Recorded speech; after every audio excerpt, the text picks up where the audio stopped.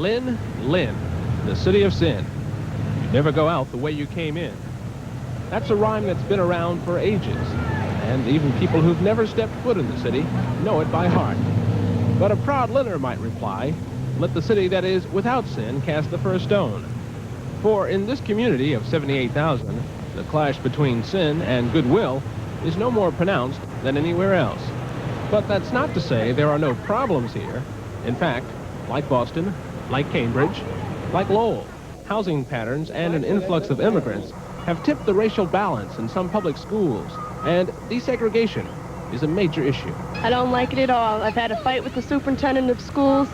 We just moved from this area and bought a new house on the other side of Lynn, and I thought my son would be going to the Brickett School. We're in that district, and they told us that he has to come back here so that they can desegregate the schools. They want him to equal off what's going on. If the city of Lynn do not live up to the law,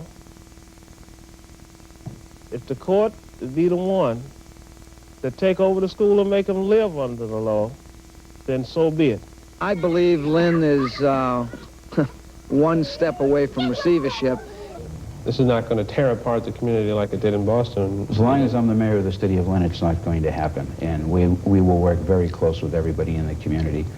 There are people who would like to see it become a very divisive issue. And that's totally irresponsible. As mayor of Lynn, Albert DiVirgilio also serves as chairman of the school committee. He knows the system well. He taught for 14 years. In high school, I knew him. He was my student government advisor. Back then, desegregation was still just Boston's problem. You know, this schoolyard, this building, this neighborhood, they're all familiar to me. I grew up just down the street, and I walked here 10 months out of every year. Back then, there were more white kids that went to school here than black kids. No big deal. But now that's not the case. 51% of the youngsters who go here are minorities, which means that this school, my old school, is racially isolated. Minority enrollment at the Washington Community School has been out of balance for almost 10 years. James Leonard has been principal at Washington Community ever since I was in the 6th grade here. He helped coordinate Lynn's first attempt at desegregation in the early 80s, when then Mayor Tony Marino and the school committee opted to make Washington a magnet school, where white kids would be bussed in voluntarily to reduce the imbalance. The overriding issue is how do we make our schools substantially better, and that's the real thing. Because if all we're doing is giving kids a nice place to be for 12 years, then we've let them down and failed in our mission. We have a lot of parents, and I found this out surprisingly, minorities, that was now sending their kids to private schools. Now, what does that say about the system? I think that's a disgrace.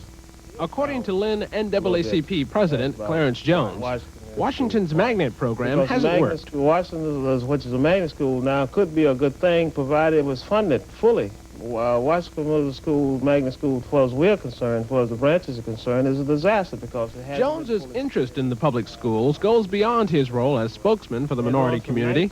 He sent 4 children through the system, myself among them. Since 1981, the percentage of minority enrollment has doubled from 13 to 26%. White enrollment has dropped by more than 3,000 students. Minority enrollment is over 50% at 4 elementary schools this year, including Washington, Ingalls, Connery, and Harrington, where minority enrollment is 57%. And Cobbett Elementary, Eastern Junior High, and Classical High School are also near or above the 36% cutoff point that establishes a school as racially imbalanced. On the other hand, 8 of the city's 23 schools are still majority isolated, such as the Sisson School, where minorities made up only 3% of the population last year. This year, they're doing a little better. They're up to 8%. I think that the parents that I am in contact with want to do the right thing. They want to comply with the law. The big issue is neighborhood schools. I don't think the general population here has any problem with desegregating the schools or reducing racial isolation, but they would like to do that and maintain the neighborhood school. I have no problem with somebody being bused to my school. I just don't want my child being bused to another school out of their area. But time is running out for the Lynn School Committee, which last spring adopted its second desegregation plan in as many years, the third overall. In September, school officials wrote to the State Board of Education asking for more time to implement their plan. The State Board's reply, no more delays. A new plan is due by the end of this year, or else. The big lesson of Boston was what happens when you lose local control. When you had the opportunity to solve your own problems in a way that made educational sense and met the requirements of the law, you're better off doing it versus ending up with a court. Now, it's almost 15 years later, and Boston is still not fully out of the federal court. Somehow, I think the media likes to look for the sensational side of it. And the sensational side of it is that you look for confrontation. By looking for confrontation, you're looking for numbers and ethnics against ethnics. We're looking for quality education for everybody. For the 10 o'clock news, I'm Marcus Jones.